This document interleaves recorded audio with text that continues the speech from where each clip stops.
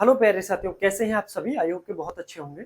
साथियों, आज की इस वीडियो में हम समास के बारे में जानेंगे और समास के जो 6 भेद होते हैं उनमें से एक भेद यानी कि अवयवी भाव समास के बारे में जानेंगे। लेकिन अवयवी भाव समास को जानने से पहले हम समास की कुछ बेसिक जानकारी लेंगे कि समास के जो भेद होते हैं वो कितने होते हैं और कौन-कौन से होते हैं।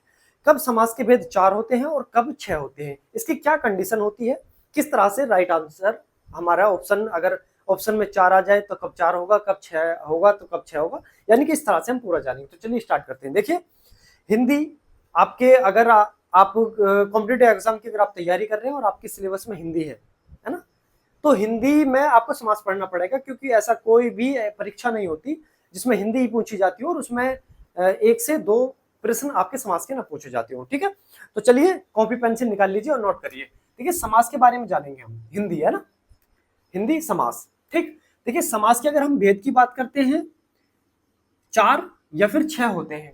अब कब 4 होते हैं कब 6 होते हैं उसके बारे में बात करेंगे। देखिए, सबसे पहला होता है अवयवी भाव समास। अवयवी भाव समास पहला भेद हो गया।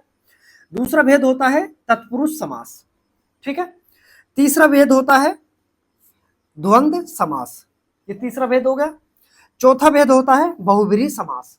ठीक है, अगर समास के केवल 4 भेद देता है तो 4 भेदों में ये 4 भेद हो जाते हैं। पहला अवयवी भाव समास, दूसरा तत्पुरुष समास, तीसरा द्वंद्व समास और चौथा बहुब्रीहि समास। ठीक है, ये तो हो गए 4 भेद। अगर समास के 6 भेद वो कहता है कि समास के 6 भेद हैं, तो 6 कौन कौन से होते हैं? कर्मधारय भी शामिल हो जाएगा और द्विगु भी शामिल हो जाएगा। जब 4 होते हैं तब कर्मधारय और द्विगु समास ये तत्पुरुष के अंदर चले जाते हैं, और जब 6 होते हैं तो ये तत्पुरुष से बाहर निकल जाते हैं और इनकी अपनी गिनती हो जाती है। ठीक है, तो ये तो हो गए समास के 4 या फिर 6। एक चीज और कि जब ऑप्शन में 4 व 6 दोनों आ जाए तो राइट आंसर 6 होगा। जब ऑप्शन में 4 नहीं है, केवल 6 है, तो राइट आंसर 6 होगा। जब ऑप्शन में 6 नहीं है, 4 दिया गया हुआ है, तो राइट आंसर 4 होगा, याद रखेंगे, है ना। ठीक है, तो ये समझ आ गया। अब चलते हैं, ये तो बेसिक जानकारी थी। सबसे पहले हम अवयवी भाव समास के बारे में जानेंगे। आपने बहुत बार पढ़ा होगा, बहुत बार, है ना, बहुत सरल है, इसको समझना बिल्कुल भी मुश्किल नहीं है। और अगर आप समझना नहीं चाहते हो या कोई ऐसा आपके टीचर ऐसा मिल गया जो आपको समझाना सही तरह से नहीं आता, तो वाकई कठिन है। तो हम इसके बारे में ये जानेंगे कि इसका प्रथम पद तो होता है प्रधान, जो प्रथम पद होता है वो प्रधान होता है। ठीक है, और इसका जो द्वितीय पद होगा वो गौण होगा, यानी कि वो अप्रधान होगा। हम गौण भी कह सकते हैं उसको, या फिर हम बोल सकते हैं क्या, अप्रधान। ठीक है, प्रधान का मतलब है मुख्य, क्या, मुख्य। जो प्रथम पद होगा वो मुख्य होगा और जो द्वितीय पद होगा वो गौण होगा, यानी कि अप्रधान होगा, यानी कि वो मुख्य नहीं होगा। ठीक है, चलिए इसके आगे जो प्रथम पद जो होगा, जो मुख्य पद होगा, जो प्रथम पद होगा, या तो वो अव्यय होगा, या फिर वो निपात होगा, या फिर वो उपसर्ग होगा। ठीक है, अगर अवयवी भाव समास का अगर कोई भी उदाहरण आता है आपके सामने, तो उसमें आप ये देखोगे कि उसका प्रथम पद प्रधान होना चाहिए और प्रथम जो पद होगा वो अव्यय, निपात या फिर उपसर्ग में से कोई एक होना चाहिए। ठीक है, अव्यय, उपसर्ग, निपात, ये अलग अलग 3 टॉपिक हैं। तो जब हम उपसर्ग पढ़ेंगे, निपात पढ़ेंगे, अव्यय पढ़ेंगे, तो इनको जानेंगे कौन से शब्द अव्यय होते हैं, कौन से निपात होते हैं, कौन से उपसर्ग होते हैं, और हिंदी में उपसर्ग कितने होते हैं, इंग्लिश में कितने होते हैं, संस्कृत में कितने होते हैं, है ना, उसके बारे में जानेंगे। ठीक है, फिलहाल अभी समझ लीजिए अवयवी भाव समास बहुत ही सिंपल है। ठीक है, चलिए देखिए, एग्जाम्पल लिए हैं मैंने, कुछ एग्जाम्पल्स यानी कि उदाहरण। ये वो उदाहरण है जो बार बार किसी न किसी परीक्षा में पूछे जाते हैं।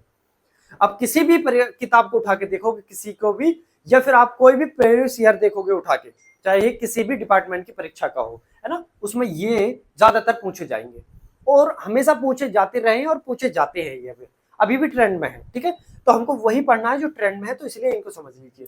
जैसे आपके सामने एक शब्द लिखा हुआ है प्रतिदिन। हमने पढ़ा था कि प्रथम पद प्रधान होता है या फिर मुख्य होता है ना, प्रथम पद। तो प्रथम पद इसमें क्या होगा, प्रतिदिन। आप देख रहे होगे कि 2 शब्द हैं, एक प्रति ही होगा और एक हो गया दिन। 2 शब्दों को जोड़कर, है ना, एक शब्द बना दिया गया है। देखिए, समास का अर्थ होता है किसी बड़े से बड़े, कोई लाइन है, कोई वाक्य लिखी गई है, उसको एक उसमें निपटारा कर देना एक शब्द में, है ना, एक शब्द में क्या कर देना, उसको निपटारा कर देना। जैसे कह देते हैं हम बिना पैसे वाला, जिसके पास कोई पैसा नहीं होता उसको क्या बोलते हैं, निर्धन बोलते हैं। क्या बोलते हैं उसको, निर्धन बोलते हैं, जिसके पास पैसा नहीं होता। अगर मैं इसको लिखूं कि जिसके पास पैसा नहीं होता, जिसके पास पैसा नहीं, है ना, केवल इतना लिख लो जिसके पास पैसा नहीं होता। देखो पहला एक शब्द, दूसरा 3 और 4, यानी कि इस वाक्य में 4 शब्द हैं, लेकिन हम इसके लिए केवल एक शब्द में इसको हम बोल सकते हैं। वो क्या बोल सकते हैं हम? निर्धन। यानी कि जिसके पास धन नहीं हो, जो बिना धन वाला है, उसको बोलते हैं निर्धन। तो समास का मतलब ये होता है कि एक किसी बड़े से बड़े वाक्य को किसी एक छोटे से छोटे शब्द में उसको बदल देना या कह देना। तो ऐसी प्रतिदिन, देखिए जो प्रतिदिन में जो प्रति लगा हुआ है, इसको बोलते हैं हम क्या? यही होता है, या तो अव्यय है, या फिर निपात है, या फिर उपसर्ग है ना। तो ये क्या है? ये उपसर्ग है, प्रति उपसर्ग लगा हुआ है इसमें, ठीक है, याद रखेंगे। ठीक, इसमें यथाशक्ति में यथा, आमरण में आ, अनुरूप यानी कि अनु और रूप, अनुरूप, ठीक है। यथाक्रम, यथाक्रम में यथा, भरपेट में भर। एक शब्द जो बाद वाला शब्द है वो एक अलग रह जाता है, लेकिन जो पहला जो आगे का जो होगा वो प्रधान होगा, और वो याद रखेंगे या तो अव्यय होगा, या फिर निपात होगा, या फिर उपसर्ग होगा। अब इनकी पहचान कब होगी? देखिए साथियों, इनकी पहचान तो आप तभी कर सकते हो जब आपको अव्यय के बारे में पता होगा कि अव्यय क्या होते हैं, आप और कौन कौन से शब्द होते हैं, या फिर आपको निपात के बारे में पता होगा कि निपात क्या कहलाते हैं, है ना, कौन से होते हैं, कितने होते हैं, या फिर इनकी पहचान क्या है, कौन कौन से होते हैं, उपसर्ग के बारे में, तब इनके बारे में ज्यादा जानकारी। लेकिन अगर आप इन्हीं एग्जाम्पल्स को कर लोगे तो परीक्षाओं में मैं कह सकता हूं कि 95% परीक्षाओं में यही एग्जाम्पल्स पूछे जाते हैं। अब किसी भी प्रीवियस ईयर आप उठा के देख लीजिए, ठीक है। आ जन्म में आ, ठीक है, यथा, प्रत्यंग, प्रत्यंग में देखो प्रति प्लस यंग, प्रत्यंग जब हम संधि करेंगे प्रत्यंग की तो क्या कहेंगे हम उसको? प्रति प्लस यंग, है ना। तो प्रति क्या हो गया? प्रति एक उपसर्ग हो गया, प्रत्यंग, ठीक है। निधड़क, निधड़क तो नी प्लस धड़क, तो क्या कहेंगे हम इसको? नी प्लस धड़क। विसर्ग इसमें ध्यान रखेंगे, विसर्ग संधि, है ना। रातों रात, रात रात, रात और रात, रातों रात। यथा संभव में यथा, दिनों दिन में दिन दिन, यानी कि दिनों दिन बढ़ते चले जाओ, हर दिन बढ़ते चले जाओ दिनों दिन, है ना। और हाथों हाथ, सरासर में सर, है ना, प्रतिमान, निर्विरोध, निर्विरोध में निर उपसर्ग लगा हुआ है, निर, ठीक है। और बहुत सारे एग्जाम्पल है। तो ये होते हैं अव्ययी भाव समास के कुछ उदाहरण थे, और ये इसके बारे में जानकारी थी।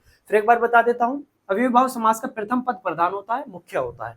जो द्वितीय प्रधान होगा वो गौण होगा और अप्रधान होगा, यानी कि उसकी कोई वैल्यू नहीं होगी।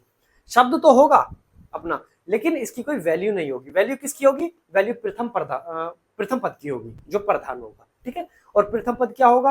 या तो अव्यय होगा, या फिर निपात होगा, या फिर उपसर्ग होगा। अब अगली वीडियो में इससे आगे जानेंगे, ठीक है। या तो देखता हूँ या उपसर्ग, निपात, अव्यय के बारे में कुछ देखेंगे, या फिर इसके अगले पॉइंट पर चलेंगे। उम्मीद करता हूँ कि आपको अच्छे समझ आया होगा। नहीं आया तो कमेंट बॉक्स के माध्यम से आप मुझसे पूछ सकते हो, और चैनल को सब्सक्राइब कर लीजिए, वीडियो को शेयर कर दीजिए, ठीक है।